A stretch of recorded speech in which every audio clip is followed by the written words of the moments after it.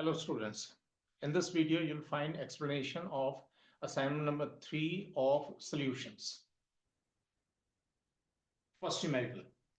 Calculate molality of the solution prepared by dissolving 81 grams of glucose in 10 moles of water. So molality will be 81 grams of glucose divided by molecular weight into 1000 divided by 10 moles of water will be 10 into 18. You'll get the answer. Second numerical. SO2 level in the polluted air of a city is 10 ppm. Calculate the volume of sulfur dioxide in cc present in 1 liter sample of air. So this is 10 ppm is equal to volume of SO2 divided by 1 liter air means 1000 cc air into 1 million. VSO2 will be your answer. Third, density of 4 molar aqueous solution of urea is 60, is 1.2 gram per cc. To 200 cc of this solution, 24 grams more urea is added so that its density becomes 1.21 gram per cc. Calculate molarity of the resulting solution. Yes. So we'll find out initial weight of urea.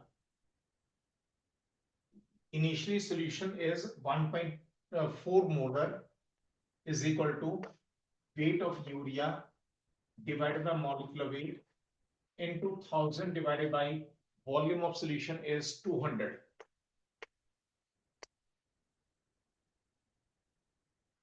If you calculate this, weight of urea comes out to be 240 grams. Sorry, 48 grams. 48 grams. Now to this solution, 24 grams more urea has been added. So final weight of urea will be 48 plus 24, 72 grams. Final weight of solution. Now earlier solution was 200 cc, density 1.2 gram per cc. 200 into 1.2. 24 grams of more urea has been added. It means final weight will be 264 grams. Final volume of solution will be final weight divided by final density. 264 divided by final density is 1.21. This will be the final volume. Now we calculate final molarity. Will be final weight of solute 72 divided by molecular weight into 1000 divided by final volume of solution 264 divided by 1.21. This will be your final answer. Fourth numerical. 200 cc of an aqueous solution of HCl reacts with zinc to produce 1.642 liter of hydrogen gas, which is collected at 570 millimeters pressure and 27 degrees centigrade. Calculate molarity of the solution. This is based on a chemical reaction. Zinc plus 2 HCl gives zinc chloride plus hydrogen. We have 200 cc solution. Hydrogen produced is 1.642 liters. It is collected at 570 millimeters pressure and 27 degrees centigrade. We have to calculate molarity of HCl solution. Now, first we'll calculate number of moles of hydrogen produced by using ideal gas equation. That is PV is equal to nRT. Pressure is 570 millimeters. To convert pressure into from millimeters into atmosphere, divide by 760. So many atmosphere into volume is 1.642 is equal to N is number of moles of carbon dioxide, R 0.0821 temperature on Kelvin scale will be 300. We'll calculate number of moles of carbon dioxide produced. This will come out to 0.05 mole.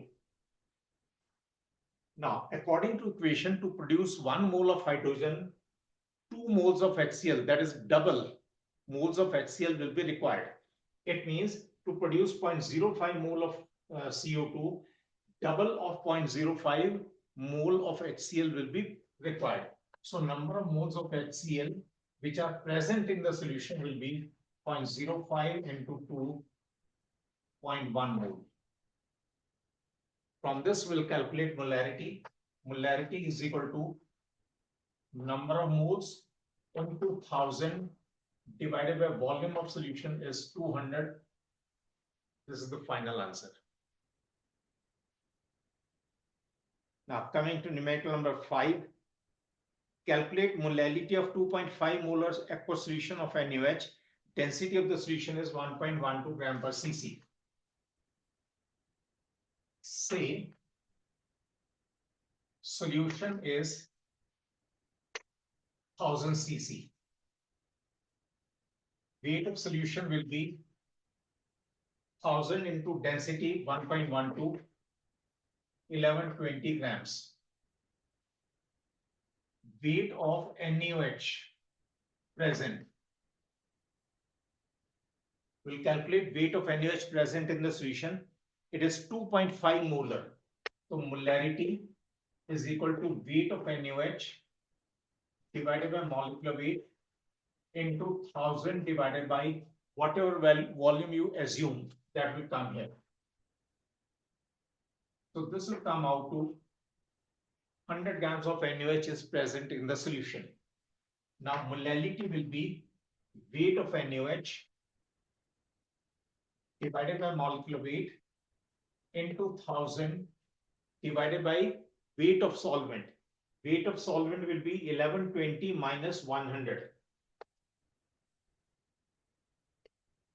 Weight of solution minus weight of solute is weight of solvent. This is the final answer. Next, 6th numerical.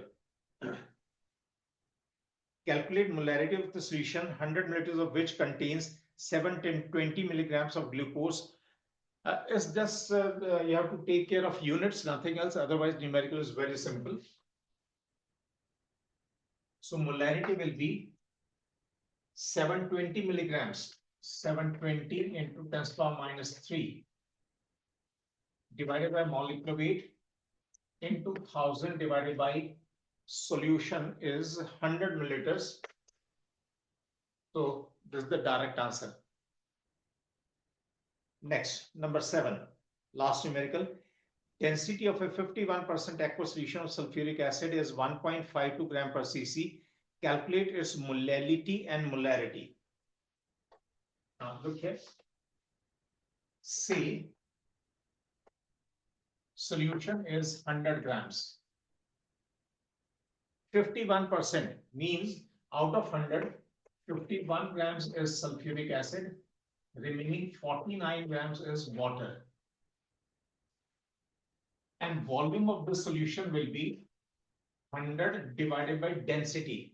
And the density is given 1.52 gram per cc. So many cc, so many milliliters is volume of the solution. Now we'll calculate molarity and molality. In both, weight of solute 51, molecular weight of sulfuric acid 98 into 1000. In molarity, we use volume of solution, that is 100 divided by 1.52. This is one answer. In molality, we use weight of solvent. It is 49. This is molality. Now coming to 32 questions. First question is, why does solubility of a gas in liquid decrease with increase in temperature? Give thermodynamic reason. See, when a gas dissolves in the liquid state, in the liquid solvent, gas changes from gaseous to the liquid state. And change from gaseous to the liquid state is an exothermic process. So when the solution gets saturated with the gas, we can say following equilibrium will be established. It will be gas in the gaseous state will be in equilibrium with gas which is present in the solution. And the process is exothermic, means plus heat.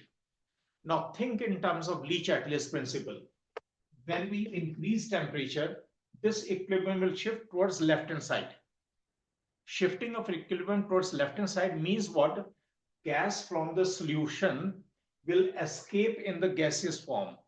It means solubility of the gas will decrease. Some dissolved gas will escape in the gaseous state. Second question.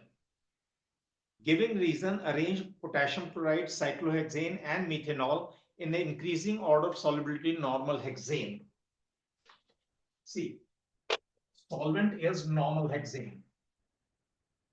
Sorry, solvent is octane. And solute is potassium chloride, cyclohexane, and third is methanol. Now, solvent is octane. Octane is alkane, and alkanes are non-polar. Cyclohexane is again non-polar. KCl is ionic. Ionic compounds are nothing but they can be considered as extreme case of polar compounds. So I can say ionic or extreme case of polar. Methanol is not ionic. This is covalent compound, but it's a polar covalent compound. So this is polar.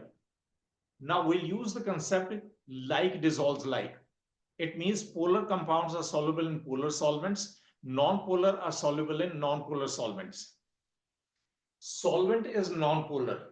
It means the solubility of non-polar solute will be maximum. Let us say these are 1, 2, and 3. Solubility of 2 is maximum. As polarity increases, solubility will keep on decreasing. Next is methanol, and ionic compound that is maximum polarity will have least solubility. Answers for remaining questions you'll find it. Yes, answer for remaining questions you'll find in my videos, teaching videos. You can refer to that. Right? Thank you.